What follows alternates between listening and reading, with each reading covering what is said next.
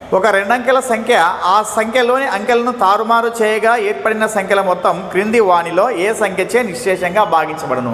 First option is 9, second one is 10, third one is 11, fourth one is 12. ఏమన్నారంటే ఒక రెండంకెల సంఖ్యను తీసుకోవాలంట. తీసుకొని తర్వాత ఏం చేయాలంటే ఆ అంకెల్ని, ఆ సంఖ్యలోని అంకెల్ని తారుమారు చేసిన తర్వాత మళ్ళీ ఆ రెండు సంఖ్యలను ఏం చేయాలంటే ప్లస్ చేయాలి. ప్లస్ చేస్తే వచ్చేటువంటి వాల్యూ మనకి కింద ఇచ్చేటువంటి ఆప్షన్లో దేంతో నిశ్శేషంగా భావించబడుతుందని చెప్పి అన్నాడు.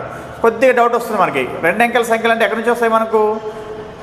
10 to 9 వరకు వస్తాయి. మరి వీటిలో ఏదవుతుంది అంటే కొద్ది కన్ఫ్యూజ్ అవుతాం. అలా కాదనమాట. ఇక్కడ అబ్జర్వ్ చేస్తే మనకి మొత్తం అంతా కూడా ఒకే ఫామ్లోనే బేస్ చేసుకొని ఉంటుందని చెప్పి అర్థమవుతుంది అనమాట. అంటే ఇప్పుడు ఏ సంఖ్యనైనా తీసుకున్నామంటే రెండు అంకెల సంఖ్యని దాన్ని రివర్స్ చేసి ఆ తర్వాత ప్లస్ చేస్తే ఖచ్చితంగా ఏదో ఒక దాంతోనే భావించబడుతుంది. ఏ సంఖ్యనే కానీ రెండు అంకెల సంఖ్య మనకు. సో ఇప్పుడు నేను 12 తీసుకున్నాను అనుకోండి. 12 తీసుకుంటే దాన్ని రివర్స్ చేస్తే 21 అవుతుంది. యాడ్ చేసినట్టే 33 అవుతుంది. ఇది అవుతుంది మనకు 3తో కంప్లీట్గా డివిజన్ అవుతుంది. నెక్స్ట్ అట్లే 45 తీసుకున్నాను అనుకోండి. ఇది రివర్స్ చేస్తే 54 ఏమవుతుంది? 99. ఇది కూడా ఏమవుతుంది? 11తో డివిజన్ అవుతుంది. ఇంకా డౌట్ వస్తే మనకు పెద్ద తీసుకుందాం. 82 అనుకుందాము, అంటే 28 అనుకుందాం. ఇది 10, 110 అనమాట. 110 అంటే అప్పుడు ఇది కూడా ఏమవుతుంది మనకు?